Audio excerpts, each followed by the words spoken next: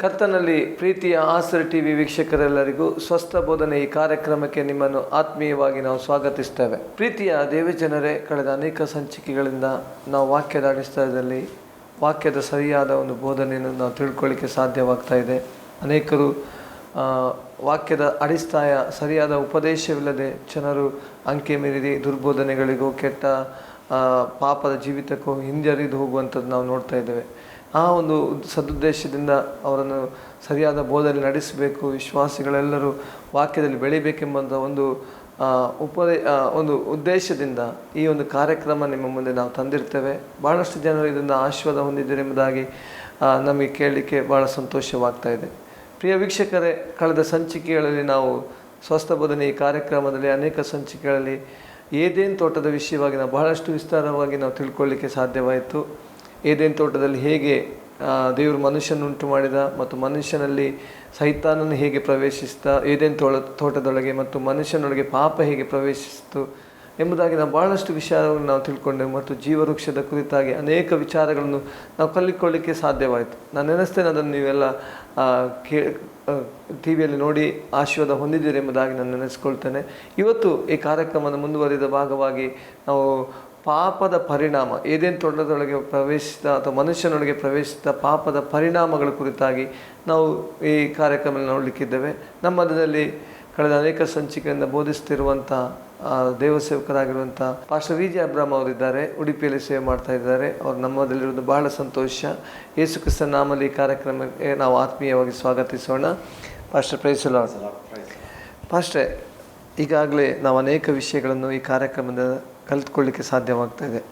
ಅನೇಕರು ದುರ್ಬೋಧನೆಗಳನ್ನು ಮಾಡುವಂಥ ಕಾಲಘಟ್ಟದಲ್ಲಿ ಈ ವಾಕ್ಯದ ಸರಿಯಾದ ಉಪದೇಶ ನಾವು ಟಿ ವಿ ಮೂಲಕವಾಗಿ ಕೊಡಲಿಕ್ಕೆ ಸಾಧ್ಯವಾಗ್ತದೆ. ಕಳೆದ ಸಂಚಿಕೆಯಲ್ಲಿ ನಾವು ಜೀವವೃಕ್ಷದ ಕುರಿತಾಗಿ, ಅದರ ಮುಂಚೆ ನಾವು ಪಾಪದ ಕುರಿತಾಗಿ ಅಥವಾ ಸೈತಾನನು ಏದೇನ್ ತೋಟಕ್ಕೆ ಬಂದ ಕುರಿತಾಗಿ ನಾವು ಅನೇಕ ವಿಷಯಗಳನ್ನು ತಿಳ್ಕೊಂಡೆವು. ಭಾಷೆ, ಈಗ ಮನುಷ್ಯನೊಳಗೆ ಪಾಪ ಬಂತು. ಏದೇನ್ ತೋಟದಲ್ಲಿ ದೇವರು ಸೃಷ್ಟಿ ಮಾಡಿದ ಆದಾಮ ಹವ್ವರೊಳಗೆ ಪಾಪ ಬಂದ. ಅದರ ಪರಿಣಾಮ ಏನು ಎದುರಿಸಬೇಕಾಗಿ ಬಂತು ಮನುಷ್ಯ ಕುಲದಲ್ಲಿ, ಅದನ್ನು ನಮಗೆ ಹೇಳ್ಬೋದಾ ಪಾಸ್ಟರ್? ಖಂಡಿತವಾಗಿ ದೇವರ ವಾಕ್ಯದಲ್ಲಿ ನಾವು ಅದಕ್ಕೆ ಏನೆಲ್ಲ ಪರಿಣಾಮಗಳು ಈ ಲೋಕದಲ್ಲಿ ಆಯಿತು ಎಂಬುದನ್ನು ನಮಗೆ ದೇವರ ವಾಕ್ಯದಲ್ಲಿ ನೋಡಲಿಕ್ಕೆ ಆಗ್ತದೆ. ಮತ್ತು ಇವತ್ತು ನಾವು ಅದನ್ನು ನಮ್ಮ ಕಣ್ಣಾರೆ ಕಾಣ್ತಾ ಇದ್ದೇವೆ. ಇನ್ನೊಂದು ರೀತಿಯಲ್ಲಿ ಒಂದು ಮಾತಲ್ಲಿ ಹೇಳಬೇಕು ಅಂತ ಹೇಳಿದರೆ, ಇವತ್ತು ಜಗತ್ತಲ್ಲಿ ಏನು ಕಾಣ್ತಾ ಇದ್ದೇವೆ ಇದೆಲ್ಲ ಅದರ ಪರಿಣಾಮವೇ ಅಂತ. ಅಥವಾ ಇವತ್ತು ಜಗತ್ತಲ್ಲಿ ಏನೆಲ್ಲ ಕಾಣ್ತಾ ಇದ್ದೇವೆ ಪ್ರತಿಯೊಂದು ಆವತ್ತು ನಡೆದಂಥ ಪಾಪದ ಪರಿಣಾಮ ಎಂಬುದಾಗಿ ನಮಗೆ ತಿಳಿದುಕೊಳ್ಳಿಕ್ಕೆ ಆಗ್ತದೆ. ಹಾಗೆ ಆದಾಮ ಹವ್ವರಲ್ಲಿ ಪಾಪ ಬಂತು. ಆ ಪಾಪದಿಂದಾಗಿ ಅವರ ವಂಶವೇ ಪಾಪದಲ್ಲಿ ಬಿತ್ತು. ಇನ್ನು ಪಾಪ ರಕ್ತದಲ್ಲಿ ಸೇರಿಕೊಂಡು ಇಡೀ ಪ್ರಪಂಚದ ಸಮಸ್ತ ಜನರು ಈ ಕಾಲದಲ್ಲಿ ಏನು ನೋಡ್ತೇವೆ, ಯುದ್ಧಗಳಾಗಿರ್ಬೋದು, ಕಲಹಗಳಾಗಿದ್ದಿರ್ಬೋದು, ಹೊಟ್ಟೆಕಿಚ್ಚಾಗಿರ್ಬೋದು, ಸ್ವಾರ್ಥ ಆಗಿರ್ಬೋದು, ಕಳ್ಳತನ ಆಗಿರ್ಬೋದು, ವ್ಯಭಿಚಾರ ಆಗಿರ್ಬೋದು, ಅತ್ಯಾಚಾರ ಆಗಿರ್ಬೋದು, ಇನ್ನು ಏನು ಮಿಲಿಟರಿ, ಪೊಲೀಸ್, ಫಾರೆಸ್ಟ್ ಅಥವಾ ಯಾವ ಡಿಪಾರ್ಟ್ಮೆಂಟಿನ ಅವಶ್ಯಕತೆ ಆಗಿರ್ಬೋದು, ಇನ್ಕಮ್ ಟ್ಯಾಕ್ಸ್ ಡಿಪಾರ್ಟ್ಮೆಂಟಿನ ಅವಶ್ಯಕತೆ, ಪ್ರತಿಯೊಂದು ಈ ಲೋಕದಲ್ಲಿ ಏನೆಲ್ಲ ಬಂದಿದೆ ಎಲ್ಲವೂ ಆ ಒರಿಜಿನಲ್ ಪದ್ಧತಿ ಪ್ರಕಾರವಾಗಿ, ದೇವರ ಆಲೋಚನೆ ಪ್ರಕಾರವಾಗಿ ಬರದೆ ಪಾಪದ ಪರಿಣಾಮವಾಗಿ ಲೋಕದಲ್ಲಿ ಬಂತು. ಆದರೂ ಕೂಡ ನಾವು ಕೆಲವೊಂದನ್ನು ಬಿಡಿಸಿ ಕಲಿಯುವಾಗ ನಮಗೆ ಅರ್ಥ ಚೆನ್ನಾಗಿ ಆಗ್ತದೆ. ನೋಡಿ, ಪಾಪದಿಂದ ಏನು ಸಂಭವಿಸ್ತು ಅಂತ ಹೇಳಿದರೆ, ನಾವೀಗಾಗಲೇ ನೋಡಿದ್ದೇವೆ, ಹಲವಾರು ಎಪಿಸೋಡ್ಗಳಲ್ಲಿ ಹಿಂದೆಲ್ಲ ನೋಡಿದ್ದೇವೆ. ದೇವರನ್ನ ಆರಾಧನೆ ಮಾಡಬೇಕು, ದೇವರ ಪ್ರತಿನಿಧಿಗಳಾಗಿ ಈ ಲೋಕವರ್ಗದಲ್ಲಿ ಮನುಷ್ಯರು ದೊರೆತನ ಮಾಡಬೇಕು, ಅಥವಾ ದೇವರ ಪರವಾಗಿ ದೇವರ ಏಜೆಂಟರಾಗಿದ್ದು ಈ ಲೋಕವನ್ನು ದೇವರಿಗೋಸ್ಕರ ಆಳಬೇಕು ಮತ್ತು ದೇವರ ರಾಜ್ಯದ ಪ್ರತಿನಿಧಿಗಳಾಗಿ ದೇವರ ಶತ್ರುಗಳನ್ನು ಕೂಡ ಎದುರಿಸುವವರಾಗಿರಬೇಕು. ಇದೆಲ್ಲ ದೇವರ ಮೂಲ ಉದ್ದೇಶ. ದೇವರ ಶತ್ರು ಸೈತಾನ. ಆದರೆ ಈ ಅಧಿಕಾರ ಎಲ್ಲ ಅವರಿಗಿತ್ತು. ಅದಕ್ಕೆ ಬೇಕಾದ ನೋಡಿ, ಎಲ್ಲ ಪ್ರಾಣಿಗಳನ್ನು ಆಳುವಂಥ ಅಧಿಕಾರ ಇತ್ತು. ಸಮಸ್ತ ಪ್ರಪಂಚದ ಮೇಲೆ ಅಥವಾ ಸಮಸ್ತ ಭೂಮಿಯ ಮೇಲೆ ಅಧಿಕಾರ ಇತ್ತು. ಸಕಲ ಪ್ರಾಣಿ ಪಕ್ಷಿ ಜಲಚರಗಳ ಮೇಲೆ ಅಧಿಕಾರ ಇತ್ತು. ಈಗ ಏನಾಗ್ತಾ ಇದೆ ಅಂತ ಹೇಳಿದರೆ, ಮೊದಲ ದೃಷ್ಟಿಯಲ್ಲಿ ಹೇಳಬೇಕು ಅಂತ ಹೇಳಿದರೆ, ಅವರು ಪಾಪದ ಪರಿಣಾಮವಾಗಿ ಅಧಿಕಾರ ನಷ್ಟ ಆಯಿತು. ಇನ್ನೂ ಕೂಡ ನಮಗೆ ಇದೇ ಮೊದಲು ಅಂತಲ್ಲ, ಪಾಪದ ಒಂದು ಪರಿಣಾಮ ಅಧಿಕಾರ ಅವರಿಗೆ ನಷ್ಟ ಆಯಿತು. ಅಧಿಕಾರ ನಷ್ಟ ಆದಾಗ ನೋಡಿ, ಅಧಿಕಾರಕ್ಕೆ ಕೂಡ ಕೆಲವು ಸ್ಟೇಜ್ಗಳಿದ್ದಾವೆ. ಎಲ್ಲ ಅಧಿಕಾರ ಇರುವುದು ದೇವರ ಕೈಯಲ್ಲಿ. ಇನ್ನು ದೇವರಾದ ನಂತರ ಅಧಿಕಾರದಲ್ಲಿ ಇರುವಂಥ ವ್ಯಕ್ತಿಗಳು ಅಂತೇಳಿ ದೇವರ ಸೃಷ್ಟಿಗಳಾಗಿರುವಂಥ ದೇವದೂತರು. ಅದಾದ ನಂತರ ದೇವರೇನು ಮಾಡಿದ್ರು ಅಂತ ಹೇಳಿದ್ರೆ ಮನುಷ್ಯರನ್ನ ಭೂಮಿಯಲ್ಲಿ ಅಧಿಕಾರ ಚಲಾಯಿಸಲಿಕ್ಕೆ ಇಟ್ಟರು. ಅದಾದ ನಂತರ ಏನು ಅಧಿಕಾರ ಇಲ್ಲದಂಥ ಒಬ್ಬ ಇದ್ದ, ಸೈತಾನ ಇದ್ದ. ಅಂದರೆ ಮೊದಲ 3 ಶ್ರೇಣಿ ಅಂತ ಹೇಳುವಾಗ ದೇವರು, ದೇವದೂತರು, ಮನುಷ್ಯರು. ಈಗ ಪಾಪ ಮಾಡಿದಾಗ ಏನಾಯಿತು ಅಂತ ಹೇಳಿದರೆ ಸೈತಾನ ಮನುಷ್ಯನ ಅಧಿಕಾರವನ್ನು ತನ್ನ ಕೈಗೆ ತಗೊಂಡು ಅಥವಾ ಅವನ ಕೈಗೆ ಮೋಸದಿಂದ ಹೋಯಿತು. ಈಗ ದೇವರು, ದೇವದೂತರು, ಈಗ ಸೈತಾನ. ಅದಕ್ಕೆ ಅವನು ಸೈತಾನ ಯೇಸುಸ್ವಾಮಿಗೆ ಈ ಭೂಮಿಯಲ್ಲಿ ಸೇವೆ ಮಾಡಲಿಕ್ಕೆ ಬಂದಂಥ ಟೈಮಲ್ಲಿ ಎಲ್ಲ ಅಧಿಕಾರವು ನನಗೆ ಕೊಡಲ್ಪಟ್ಟಿವೆ ಅಂತ. ಅದಕ್ಕೆ ಅವನು ಹೇಳ್ತಾ ಇದ್ದಾರೆ, ಈ ಎಲ್ಲ ಪ್ರಪಂಚದ ಮೇಲೆ ಅಧಿಕಾರ ನನಗೆ ಕೊಡಲ್ಪಟ್ಟಿದೆ. ಆ್ಯಕ್ಚುಲಿ ಅವನಿಗೆ ಅಧಿಕಾರ ಇಲ್ಲ. ಯೇಸುಸ್ವಾಮಿ ಕೂಡ ಏನು ಹೇಳಲಿಲ್ಲ, ನಿನಗೆ ಅಧಿಕಾರ ಏನು ಇಲ್ಲ ಅಂತ ಹೇಳಲಿಲ್ಲ ಯೇಸುಸ್ವಾಮಿ. ಅವನು ಅಧಿಕಾರವನ್ನು ಕಬಳಿಸಿ ತೆಗೆದುಕೊಂಡಿದ್ದ. ಈಗ ಮನುಷ್ಯನಿಗೆ ಏನಾಯಿತು ಅಂತ ಹೇಳಿದರೆ ಅಧಿಕಾರ ಇದ್ದಂಥವನು ಅಧಿಕಾರವನ್ನು ಕಳಕೊಂಡ. ಈಗ ಮನುಷ್ಯನ ಮೇಲೆ ಸೈತಾನ ಅಧಿಕಾರ ಮಾಡ್ತಾ ಇದ್ದಾರೆ. ಆ್ಯಕ್ಚುಲಿ ಸೈತಾನ ಮೇಲೆ ಮನುಷ್ಯನಿಗೆ ಅಧಿಕಾರ ಇತ್ತು. ಏದೇನು ತೋಟವನ್ನು ಕಾಯುವುದಕ್ಕೆ, ವ್ಯವಸಾಯ ಮಾಡೋದು. ಏದೇನು ತೋಟವನ್ನು ಕಾಯುವುದಕ್ಕೆ ಅಂತ ಹೇಳುವಾಗ ಅಲ್ಲಿ ದೇವದೂತರಂತೂ ಬಂದು ಅಲ್ಲಿ ಏನು ಸಮಸ್ಯೆ ಮಾಡ್ತಿರಲಿಲ್ಲ. ಯಾಕಂತ ಹೇಳಿದ್ರೆ ಅವರು ದೇವದೂತರು. ಇನ್ನು ಬಿದ್ದು ಹೋದ ದೇವದೂತರಾಗಿದ್ದಂಥ ಸೈತಾನ ಮತ್ತು ಅವನ ಸಂಗಡಿಗರ ಇದನ್ನು ಹಾಳು ಮಾಡುವುದು. ಬೇರೆ ಸೃಷ್ಟಿಯೇ ಇಲ್ಲ, ಬೇರೆ ಸೃಷ್ಟಿ ಇಲ್ಲ. ಏನು ತಪ್ಪು ಮಾಡಲಿಕ್ಕೆ, ಪಾಪ ಮಾಡಲಿಕ್ಕೆ, ವಿರೋಧಿಗಳಾಗಿ ನಿಲ್ಲಲಿಕ್ಕೆ ಬೇರೆ ಯಾರೂ ಇಲ್ಲ. ಇನ್ನು ಪ್ರಾಣಿಗಳು ಎಲ್ಲ, ಜಲಚರಗಳು, ಪಕ್ಷಿಗಳು, ಪ್ರಾಣಿಗಳೆಲ್ಲ ಮನುಷ್ಯನಿಗೆ ಅಧೀನವೇ. ಅವರಲ್ಲೂ ಕೂಡ ಪಾಪ ಇಲ್ಲ, ಅದೆಲ್ಲ ಮನುಷ್ಯನಿಗೆ ಅಧೀನವೇ. ದೇವದೂತರು ತಪ್ಪು ಮಾಡುವುದಿಲ್ಲ. ಈಗ ಬಿದ್ದು ಹೋದ ದೇವದೂತರ ಸೈತಾನ ಪಂಗಡಕ್ಕೆ ಸೇರಿದವರೇ ಅಥವಾ ಸೈತಾನ ಮತ್ತು ಆತನ ದೂತರುಗಳೇ ಈ ತಪ್ಪು ಮಾಡುವುದು. ಮೂಲ ಅಧಿಕಾರವೇ ಅವರ ಮೇಲೆ ಇತ್ತು. ಈಗ ತಪ್ಪು ಮಾಡಿದಾಗ, ಪಾಪ ಮಾಡಿದಾಗ ಅಧಿಕಾರ ನಷ್ಟ ಆಯಿತು. ಅದನ್ನು ಅವನು ಕಬಳಿಸಿ ಅಥವಾ ಮೋಸದಿಂದ ತನ್ನ ಕೈಗೆ ತೆಗೆದುಕೊಂಡ. ಈಗ ಮನುಷ್ಯ ಸೈತಾನ ಕೆಳಗಡೆ ಬಂದ. ನೋಡಿ, ಯೇಸುಸ್ವಾಮಿ ಹೇಳಿದ್ದಾರೆ, ಹಾವುಗಳನ್ನು, ಚೇಳುಗಳನ್ನು, ವೈರ್ಯ ಸಮಸ್ತವನ್ನು ಬಲವನ್ನು ತುಳಿಯೋದಕ್ಕೆ ನಾನು ನಿಮಗೆ ಅಧಿಕಾರ ಕೊಟ್ಟಿದ್ದೇನೆ. ಅದು ಮೂಲ ಅಧಿಕಾರದಲ್ಲಿ ಇದ್ದದ್ದು. ಈಗ ಪಾಪ ಮಾಡಿದಾಗ ರಿವರ್ಸ್ ಆಯಿತು. ಸೈತಾನ ಮನುಷ್ಯನ ತುಳಿಲಿಕ್ಕೆ ಪ್ರಾರಂಭ ಮಾಡಿದ. ಯೇಸುಸ್ವಾಮಿ ಬಂದು ತಿರುಗಿ ಅದನ್ನೇನು ಮಾಡ್ತಾ ಇದ್ದಾರೆ, ಮನುಷ್ಯನ ಕೈಗೆ ಕೊಡ್ತಾ ಇದ್ದಾರೆ. ಹಾವುಗಳ, ಚೇಳುಗಳನ್ನು ತಿರುಗಿ ತುಳಿಯೋದಕ್ಕೆ ಅಧಿಕಾರ ಕೊಡ್ತಾ ಇದ್ದಾರೆ. ಈಗಾಯಿತು. ಇನ್ನು ಕೊನೆಗೆ ಬಂದು ನೋಡಬೇಕು ಅಂತ ಹೇಳಿದ್ರೆ ಕಡೆಗೆ ಏನಾಗ್ತದೆ, ಮನುಷ್ಯನ ವಿಮೋಚನೆಯಾಗಿ ಅಥವಾ ಯೇಸು ಕ್ರಿಸ್ತನ ಬರುವಿಕೆಯಲ್ಲಿ ಸಭೆ ಎತ್ತಲ್ಪಡ್ತದೆ. ಆ ಬೋಧನೆಗೆ ಬಂದು ಅಲ್ಲಿಗೆ ಬರುವಾಗ ಅಧಿಕಾರದಲ್ಲಿ ಮತ್ತೆ ಬದಲಾವಣೆ ಆಗ್ತದೆ. ಮೊದಲು ದೇವರು, ನಂತರ ದೇವದೂತರ ಇದ್ದದ್ದು ಹೋಗಿ ಮನುಷ್ಯರು ಬರ್ತಾರೆ, ನಂತರ ದೇವದೂತರು ಬರ್ತಾರೆ. ಸೈತಾನಿಗಂತೂ ಮತ್ತೆ ಅಧಿಕಾರ ಇರುವುದಿಲ್ಲ. ಅಂದರೆ ಅವನನ್ನು ಹಿಡಿದು ನಿತ್ಯವಾದ ನಾಶಕ್ಕೆ ಆಗ್ತಾರೆ.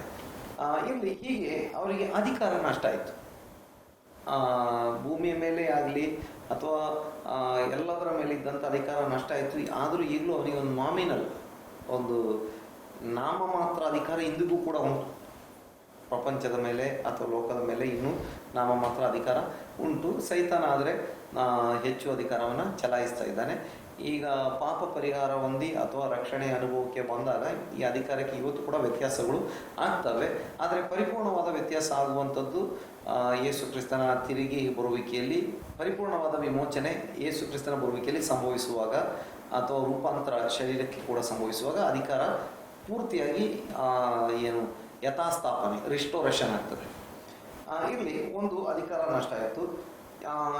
ಎರಡು ಏನಂತ ಹೇಳಿದರೆ, ಅಂದರೆ ನಾವು ಈಗಾಗಲೇ ನೋಡಿದ್ವಿ, ಸೈತಾನ ಈ ಅಧಿಕಾರಗಳನ್ನೆಲ್ಲ ವಶಪಡಿಸಿಕೊಂಡ.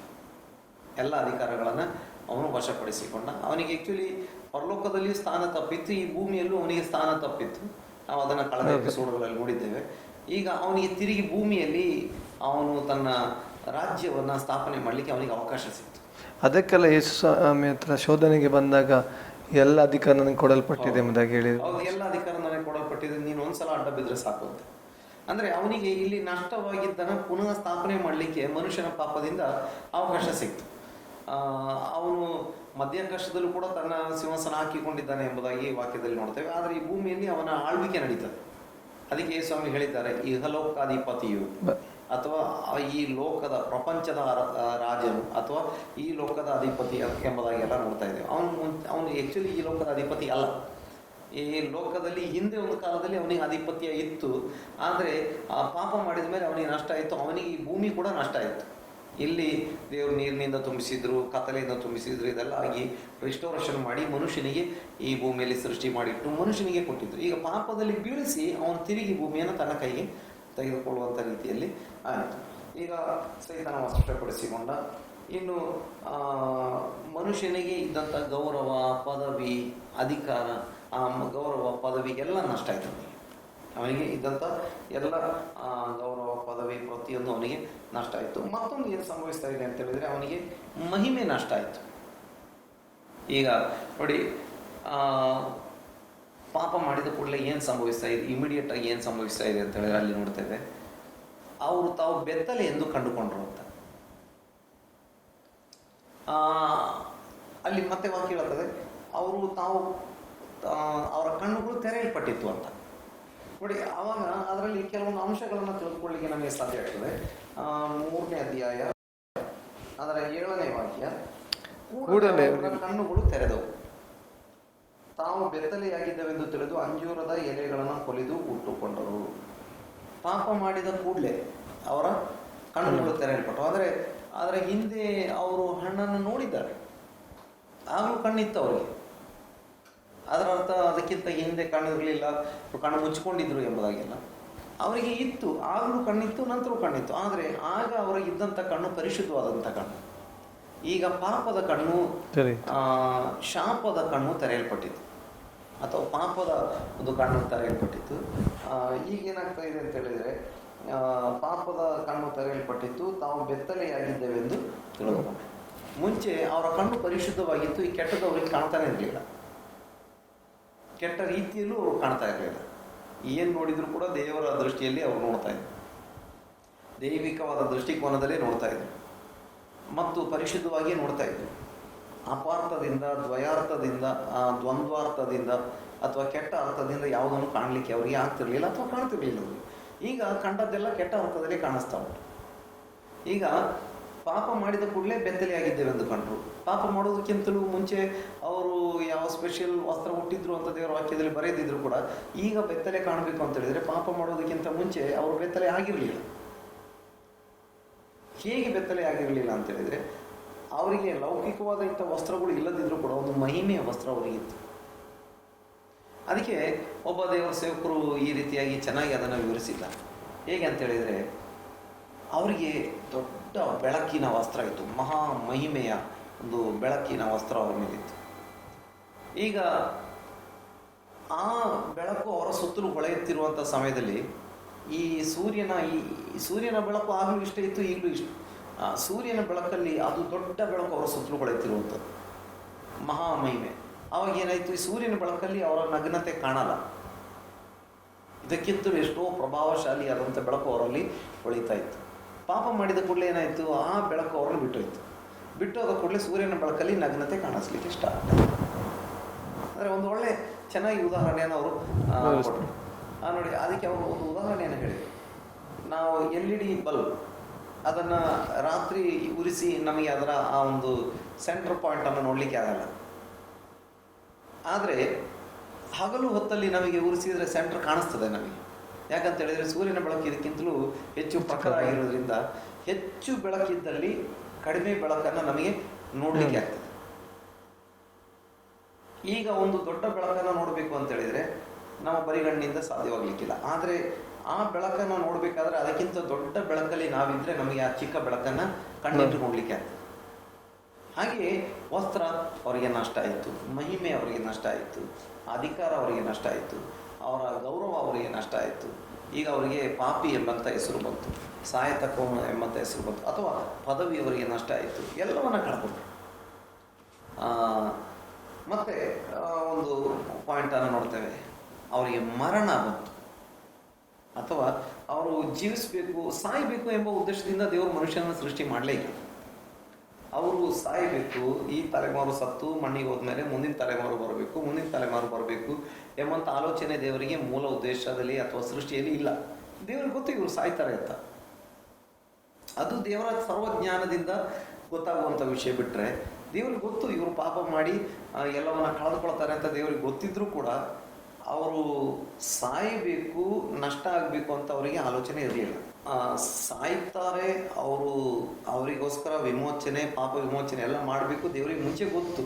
ಯಾಕೆ ದೇವರು ಸರ್ವಜ್ಞಾನಿ, ಸರ್ವವ್ಯಾಪಿ, ದೇವರು ಎಲ್ಲ ಕಾಲಗಳಲ್ಲಿ ಏಕಕಾಲದಲ್ಲಿ ಇರುವಂಥ ದೇವರು, ಅಥವಾ ಭೂತ ವರ್ತಮಾನ ಭವಿಷ್ಯತ್ ಕಾಲಗಳಲ್ಲಿ ಆತನಿಗೆಲ್ಲ ಗೊತ್ತು. ಆದರೆ ಮನುಷ್ಯನು ಸಾಯಬೇಕು ಎಂಬಂಥದ್ದು ದೇವರ ಉದ್ದೇಶ ಅಲ್ಲ. ಪಾಪ ಮಾಡಿದ್ರಿಂದ ಮರಣ ಕೂಡ ಏನಾಯಿತು, ಲೋಕದಲ್ಲಿ ಪ್ರವೇಶ ಆಯಿತು. ಹಾಗೆ ಮಾತ್ರ ಅಲ್ಲ, ಮರಣ ಪ್ರವೇಶ ಆಯಿತು ಅನ್ನುವಂಥದ್ದು ಮಾತ್ರ ಅಲ್ಲ, ಮರಣ ಯಾವ ಮನುಷ್ಯನು ಇಷ್ಟಪಡಲ್ಲ, ಯಾರಿಗೆ ಕೂಡ ಇಷ್ಟ ಇಲ್ಲ. ಇಂದಿಗೆ ಕೂಡ ಯಾರಿಗೆ ಇಷ್ಟ ಇಲ್ಲ. ಸಾಯಬೇಕು ಅಂತ ಆತ್ಮಹತ್ಯೆ ಮಾಡ್ಕೊಳ್ಳಿಕ್ಕೆ ಹೋಗೋನಿಗೆ ಕೂಡ ಮರಣ ಇಷ್ಟವಾಗಿದ್ದಕ್ಕೆ ಹೋಗೋದಲ್ಲ, ಅವನು ಎಲ್ಲೋ ಹೇಗೋ ತಪ್ಪಿಸ್ಕೊಳ್ಬೇಕು ಅಂತ ದುಡುಕಿ ಮಾಡ್ತಾನೆ ಬಿಟ್ರೆ ಅವನಿಗೆ ಆ್ಯಕ್ಚುಲಿ ಯಾರಿಗೆ ಕೂಡ ಲೋಕದಲ್ಲಿ ಸಾಯಲಿಕ್ಕೆ ಇಷ್ಟ ಇಲ್ಲ. ನೋಡಿ, ಇಷ್ಟ ಇಲ್ಲದೆ ಇರುವಂಥ ಒಂದು ಕೆಲಸ ಎಲ್ಲರಿಗೆ ಆಗ್ತಾ ಇದೆ ಅಂತ ಹೇಳಿದ್ರೆ ಅದು ಶಿಕ್ಷೆಯಾಗಿ ಬಂದದ್ದು. ಅದೊಂದು ಶಿಕ್ಷೆಯಾಗಿ ಬಂದಿದ್ದರಿಂದನೇ ಯಾರಿಗೆ ಕೂಡ ಇಷ್ಟ ಇಲ್ಲ. ಇರಲಿ, ಹೇಗೂ ಮರಣ ಲೋಕದಲ್ಲಿ ಬಂತು. ನಾವು ಅದಕ್ಕೆ ಇಬ್ರಿಯ ಪತ್ರಿಕೆ 2ನೇ ಅಧ್ಯಾಯ 14-15 ನೋಡುವಾಗ ಅಲ್ಲಿ ಈ ಪ್ರಕಾರ ನೋಡ್ಬೋದು. ಆ ವಾಕ್ಯ ಓದಿ. ಇದಲ್ಲದೆ ಮಕ್ಕಳು ರಕ್ತ ಮಾಂಸಧಾರಿಗಳಾಗಿರುವುದರಿಂದ ಆತನು ಅವರಂತೆ ಆದನು. ತನ್ನ ಮರಣದಿಂದಲೇ ಮರಣಾಧಿಕಾರಿಯನ್ನು, ಅಂದರೆ ಸೈತಾನನ್ನು ಅಡಗಿಸಿ ಬಿಡುವುದಕ್ಕೂ ಮರಣ ಭಯದ ದೆಸೆಯಿಂದ ತಮ್ಮ ಜೀವಮಾನದಲ್ಲೆಲ್ಲ ದಾಸತ್ವದೊಳಗಿದ್ದವರನ್ನು ಬಿಡಿಸುವುದಕ್ಕೂ ಅವರಂತೆ ರಕ್ತ ಮಾಂಸಧಾರಿಯಾದನು. ಅಂದರೆ ಮರಣ ಭಯದ ದೆಸೆಯಿಂದ ಜೀವಮಾನದಲ್ಲೆಲ್ಲ ದಾಸತ್ವದಲ್ಲಿದ್ದು, ಈಗ ಏನಾಯ್ತು, ಮರಣ ಮಾತ್ರ ಅಲ್ಲ, ಮರಣ ಭಯದಲ್ಲಿ ಸಿಕ್ಕಿ ಹಾಕಿಕೊಂಡು ಸಾಯ್ತೇವೆ ಸಾಯ್ತೇವೆ ಸಾಯ್ತೇವೆ. ಯಾಕಂದರೆ ಸಾವು ಬಂದ್ಬಿಡ್ತು. ಇನ್ನು ನೋಡಿ, ರೋಮ ಪತ್ರಿಕೆ 5:12 ನೋಡುವಾಗ ಒಬ್ಬನಿಂದಲೇ ಮರಣ ಇಡೀ ಲೋಕಕ್ಕೆ ಪ್ರವೇಶ ಆಯಿತು ಅಂತ ಆ ವಾಕ್ಯ ಕೂಡ ಒಂದು ಓದಿಬಿಡಿ. ಈ ವಿಷಯ ಹೇಗೆಂದರೆ, ಒಬ್ಬ ಮನುಷ್ಯನಿಂದಲೇ ಪಾಪವು, ಪಾಪದಿಂದ ಮರಣವು ಲೋಕದೊಳಗೆ ಸೇರಿದವು. ಎಲ್ಲರೂ ಪಾಪ ಮಾಡಿದ್ದರಿಂದ ಮರಣವು ಹೀಗೆ ಎಲ್ಲರಲ್ಲಿಯೂ ವ್ಯಾಪಿಸಿತು. ನೋಡಿ, ಒಬ್ಬನಿಂದಲೇ ಪಾಪವು ಮತ್ತು ಪಾಪದ ಶಿಕ್ಷೆ ಮರಣ ಕೂಡ ಲೋಕಕ್ಕೆ ಬಂತು. ಎಲ್ಲರೂ ಪಾಪ ಮಾಡಲಿಕ್ಕೆ, ನೋಡಿ, ಪಾಪ ಒಬ್ಬನಿಂದಲೇ ಬಂತು, ಈಗ ಎಲ್ಲರೂ ಪಾಪ ಮಾಡಲಿಕ್ಕೆ ಪ್ರಾರಂಭಿಸಿ. ಅಥವಾ ಆ ಒಬ್ಬನಿಂದಲೇ ಹುಟ್ಟಿದ ಎಲ್ಲರೂ ಪಾಪಿಗಳಾದರು, ಈಗ ಎಲ್ಲರೂ ಪಾಪಿಗಳು, ಎಲ್ಲರೂ ಸಾಯಬೇಕು. ಪಾಪದ ಪರಿಣಾಮವಾಗಿ ಮರಣ ಪ್ರಪಂಚವ್ಯಾಪಿಯಾಯಿತು. ಅಥವಾ ಮರಣ ಎಂಬಂಥದ್ದು ಇರಲಿಲ್ಲ. ಆ್ಯಕ್ಚುಲಿ ಮರಣ ದೇವರ ಸೃಷ್ಟಿ ಅಲ್ಲ, ಮರಣ ಮನುಷ್ಯನ ಪಾಪದಿಂದ ಉಂಟಾಗಿ ಬಂದದ್ದು. ಇನ್ನು ನೋಡ್ತೇವೆ ಮರಣದ ಬಗ್ಗೆ ಬೇರೆ ಕಡೆ ವಾಕ್ಯ ನೋಡ್ತೇವೆ, ಅದು ಸೈತಾನ್ನ ಒಂದು ಆತ್ಮ ಎಂಬುದಾಗಿ ಕೂಡ, ಮೃತ್ಯುವೆಂಬವನು, ಈ ರೀತಿಯಾಗಿ ನೋಡ್ತೇವೆ. ಮರಣಕ್ಕೆ ಅಥವಾ ಸೈತಾನಿಗೆ ಮನುಷ್ಯನ ಮೇಲೆ ಅಧಿಕಾರ ಸಿಕ್ತು. ಸೈತಾನಿಗೆ ಮನುಷ್ಯನ ಮೇಲೆ ಅಧಿಕಾರ ಸಿಕ್ಕರೆ ಮನುಷ್ಯನಿಗೆ ಆಗುವಂಥದ್ದು ಮರಣವೇ. ದೇವರಿಗೆ ಮನುಷ್ಯನ ಮೇಲೆ ಅಧಿಕಾರ ಬಂದರೆ ಇರುವಂಥದ್ದು ಜೀವವೇ, ಅದರ ಪರಿಣಾಮ. ಈಗ ಈ ಎರಡೂ ಅಧಿಕಾರ ಒಪ್ಪಿಸಿಕೊಡ್ಲಿಕ್ಕೆ ಆಗುವಂಥದ್ದು ಮನುಷ್ಯನಿಗೆ. ಸೈತಾನ ನನ್ನ ಮೇಲೆ ಆಳ್ವಿಕೆ ಮಾಡಬೇಕು, ದೇವರ ಆಳ್ವಿಕೆ ನನ್ನ ಮೇಲೆ ನಡಿಬೇಕು. ಅದಕ್ಕೆ ಯೇಸು ಹೇಳ್ತಾರೆ, ಸೈತಾನ ಕದ್ಕೊಳ್ಳೋದಕ್ಕೂ ಅಥವಾ ಕಳ್ಳ ಕದ್ಕೊಳ್ಳೋದಕ್ಕೂ, ಕೊಯ್ಯೋದಕ್ಕೂ, ಸುಲಿಗೆ ಮಾಡೋದಕ್ಕೆ ಹೊರತು ಹಾಳು ಮಾಡೋದಕ್ಕೆ ಹೊರತು ಯಾವುದಕ್ಕೆ ಬರೋದಿಲ್ಲ. ಆದರೆ ನಾನು ನಿಮಗೆ ಜೀವ ಇರಬೇಕೆಂತಲೂ, ಸಮೃದ್ಧಿಯಾದ ಜೀವ ಇರಬೇಕೆಂತಲೂ ಬಂದಿದ್ದೇನೆ. ಈಗ ಸೈತಾನ ನನ್ನ ಹಾಳು ಮಾಡಬೇಕಾ, ಸೈತಾನ ನನ್ನ ಕದ್ದು ಕೊಯ್ದು ಹಾಳು ಮಾಡಬೇಕಾ, ಸುಲಿಗೆ ಮಾಡಬೇಕಾ, ಅದು ಅಧಿಕಾರ ನಮ್ಮ ಕೈಯಲ್ಲೇ ದೇವರು ಕೊಟ್ಟಿದ್ದಾನೆ. ಇನ್ನು ದೇವರ ಸಮೃದ್ಧಿಯಾದ ಜೀವ ನಮಗೆ ಬೇಕಾ, ಆ ಅಧಿಕಾರವನ್ನು ನಮ್ಮ ಕೈಗೆ ಕೊಟ್ಬಿಟ್ಟಿದ್ದಾನೆ. ಈಗ ಕಡೆಗೆ ಬರುವಾಗ, ಈ ಪ್ರಾರಂಭದಲ್ಲಿ ನಾವು ಹೋಗುವಾಗ ಪಾಪದಿಂದಾಗಿ ಏನಾಯಿತು, ಮರಣ ಲೋಕವ್ಯಾಪಿ ಆಯಿತು. ಮರಣ ಪಾಪದಿಂದಾಗಿ ಎಲ್ಲರೂ ಪಾಪಿಗಳಾಗಿ ಹುಟ್ಟುವವರಾದರು. ಪಾಪದ ಪರಿಣಾಮವಾಗಿ ಆದಾಮ ಸತ್ತ, ಪಾಪದ ಪರಿಣಾಮವಾಗಿ ಆತನ ವಂಶಜರೆಲ್ಲರೂ ಸಾಯುವರಾದರು. ಇನ್ನೊಂದು ವಾಕ್ಯವನ್ನು ಕೂಡ ಓದಿ ಈ ಒಂದು ಭಾಗವನ್ನು ನಿಲ್ಲಿಸುವುದು ಒಳ್ಳೆಯದು ಅಂತ ನಾನು ನೆನೆಸ್ತಾ ಇದ್ದೇನೆ. ಎಫೆಸ ಪತ್ರಿಕೆ 2ನೇ ಅಧ್ಯಾಯ 1-3 ವಾಕ್ಯಗಳು. ಆತನು ಅಪರಾಧಗಳ ಮತ್ತು ಪಾಪಗಳ ದೆಸೆಯಿಂದ ಸತ್ತವರಾಗಿದ್ದ ನಿಮ್ಮನ್ನು ಸಹ ಬದುಕಿಸಿದನು. ನೀವು ಪೂರ್ವದಲ್ಲಿ ಅಪರಾಧಗಳನ್ನು ಪಾಪಗಳನ್ನು ಮಾಡುವವರಾಗಿದ್ದು ಇಹಲೋಕಾಚಾರಕ್ಕೆ ಅನುಸಾರವಾಗಿ ನಡೆದುಕೊಂಡಿರಿ. ವಾಯುಮಂಡಲ ಅಧಿಕಾರ ನಡೆಸುವ ಅಧಿಪತಿಗೆ, ಅಂದರೆ ನಂಬಲ್ಲದವರನ್ನು ಅವಿಧೇಯತ್ವಕ್ಕೆ ಈಗ ಪ್ರೇರೇಪಿಸುವ ಆತ್ಮನಿಗೆ ಅನುಸಾರವಾಗಿ ನಡೆದುಕೊಂಡಿರಿ. ನಾವೆಲ್ಲರೂ ಪೂರ್ವದಲ್ಲಿ ಅವಿಧೇಯರಾಗಿದ್ದು ಶರೀರ ಭಾವದ ಆಸೆಗಳಿಗೆ ಅಧೀನರಾಗಿ ಶರೀರಕ್ಕೂ ಮನಸ್ಸಿಗೂ ಸಂಬಂಧಪಟ್ಟ ಇಚ್ಛೆಗಳನ್ನು ನೆರವೇರಿಸುತ್ತಾ ನಡೆದು ಮಿಕ್ಕಾದವರಂತೆ ಸ್ವಭಾವ ಸಿದ್ಧವಾಗಿ ದೇವರ ಕೋಪಕ್ಕೆ ಗುರಿಯಾಗಿದ್ದೆವು. ನೋಡಿ, ಅಲ್ಲಿ ನೋಡ್ತೇವೆ, ನಾವೆಲ್ಲರೂ ಸಾಯತಕ್ಕವರಾಗಿದ್ದೆವು, ದೇವರ ಕೋಪಕ್ಕೆ ಗುರಿಯಾಗಿದ್ದೆವು. ಅಥವಾ ಪೂರ್ವದಲ್ಲಿ ನಾವೆಲ್ಲರೂ, ಅಂದರೆ ಅವಿಧೇಯತೆಗೆ ನಮ್ಮನ್ನು ಪ್ರೇರೇಪಿಸುವ ಸೈತಾನ್ನ ಮಾತನ್ನು ಕೇಳಿ ನಡೆದವರಾಗಿದ್ದೆವು. ಅಥವಾ ಅದರ ಪರಿಣಾಮವಾಗಿ ಏನು ಬಂತು ಅಂತ ಹೇಳಿದ್ರೆ ಚುಟುಕಾಗಿ ಇಷ್ಟೇ ವಿಷಯದಲ್ಲಿ ನಾವು ಹೇಳ್ಬೋದು, ಏನು ಈಗ ಪಾಪದ ಪರಿಣಾಮವಾಗಿ ಮರಣ ಬಂತು, ಎಲ್ಲರೂ ಸಾಯುವವರಾದರು, ಎಲ್ಲರೂ ದೇವರಿಗೆ ಅವಿಧೇಯರಾಗಿ ಸೈತಾನ ಹಿಂದೆ ಹೋಗುವವರಾದರು, ದೇವರ ಕೋಪಕ್ಕೆ ಗುರಿಯಾದರು ಎಂಬುದಾಗಿ. ಅದಕ್ಕೆ ವಾಕ್ಯ ಹೇಳ್ತಾರಲ್ಲ, ಎಲ್ಲರೂ ಪಾಪ ಮಾಡಿ ದೇವರ ಮಹಿಮೆಯನ್ನು ಕಾಣದೆ ಹೋಗಿದ್ದಾರೆ ಎಂಬುದಾಗಿ. ಮರಣ ಅದರ ಮೇಲೆ ಅಧಿಕಾರ ಚಲಾಯಿಸಲಿಕ್ಕೆ ಸಾಧ್ಯ. ಪಾಪದ ಸಂಬಳ ಮರಣ ಎಂಬುದು ಹೌದು, ಬಹಳ ಸ್ಪಷ್ಟವಾಗಿ ನಮಗೆ ರೋಮಪತ್ರಿಕೆ 6ನೇ ಅಧ್ಯಾಯ 23ನೇ ವಾಕ್ಯದಲ್ಲಿ ನೋಡ್ತೇವೆ. ಪಾಪದ ಸಂಬಳ ಮರಣ. ಈಗ ಅಂದು ಅಷ್ಟೇ ಇಂದು ಅಷ್ಟೇ. ಈಗ ನೋಡಿ, ಆ ಮೂಲ ಪಾಪ ಮತ್ತು ಅದರ ಸಂಬಳ ಮರಣ ಎಂಬಂಥದ್ದು ಮನುಷ್ಯನ ಮೇಲೆ ಇವತ್ತು ಕೂಡ ಆಳ್ವಿಕೆ ಮಾಡ್ತಾ ಇದೆ. ಆದರೆ ಇಂದಿಗೆ ಕೂಡ ಸ್ಪೆಷಲ್ ಆಗಿ ಮಾಡುವವನಿಗೆ ಸ್ಪೆಷಲ್ ಆಗಿ ನಮಗೆ ನೋಡಿ, ಲೋಕದ ಪ್ರಕಾರ ಆದರೂ ಕೂಡ ಕೆಲವೊಂದು ಸ್ಪೆಷಲ್ ಆದ ಪಾಪಗಳಿಗೆ ಅಥವಾ ಅಪರಾಧಗಳಿಗೆ ಮರಣ ಶಿಕ್ಷೆಯನ್ನು ವಿಧಿಸ್ತಾರೆ, ಅಂದರೆ ಕೊನೆಯ ಶಿಕ್ಷೆ. ಆದರೆ ದೇವರ ಕಡೆಯಿಂದ ಬರುವಂಥ ಮರಣ ಎಂಬಂಥದ್ದು ಈ ಲೋಕದಲ್ಲಿ ಸಂಭವಿಸುವ ಶಾರೀರಿಕ ಮರಣ ಮಾತ್ರ ಅಲ್ಲ, ಇನ್ನೊಂದು ಮರಣದ ಬಗ್ಗೆ ಕೂಡ ದೇವರ ವಾಕ್ಯದಲ್ಲಿ ಬರೆದಿದ್ದುಂಟು. ಈ ಶಾರೀರಿಕ ಮರಣ ಎಲ್ಲರಿಗೆ ಸಂಭವಿಸುವಂಥದ್ದಾಗಿದ್ರೂ ಕೂಡ ಭಕ್ತರಿಗೆ ಕೂಡ ಸಂಭವಿಸ್ತದೆ. ಆ ಪಾಪದಿಂದ ಬಿಡುಗಡೆ ಹೊಂದಿ ದೇವರ ಮಾರ್ಗಕ್ಕೆ ತಿರುಗಿ ಬಂದವನ ಜೀವಿತಕ್ಕೆ ಕೂಡ ಶಾರೀರಿಕ ಮರಣ ಆಗ್ತಾ ಇದೆ.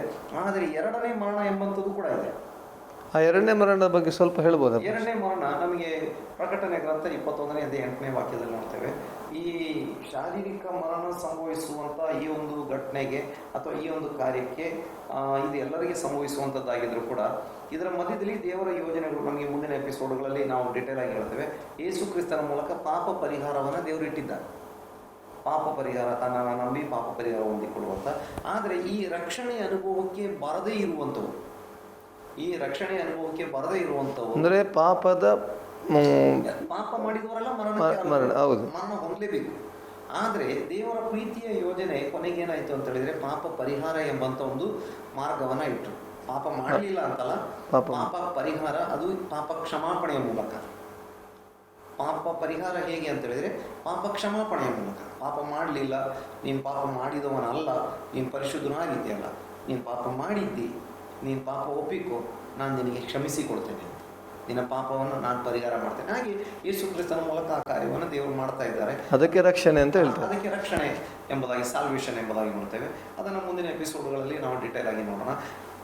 ಏನಿದ್ರು ಈ ಪಾಪ ಪರಿಹಾರವನ್ನು ಹೊಂದದೇ ಹೋದರೆ ಒಂದು ಕೊನೆಯ ನ್ಯಾಯ ತೀರ್ಪು ಬರ್ತದೆ, ಜಡ್ಜ್ಮೆಂಟ್ ಅಂತ ಬರ್ತದೆ.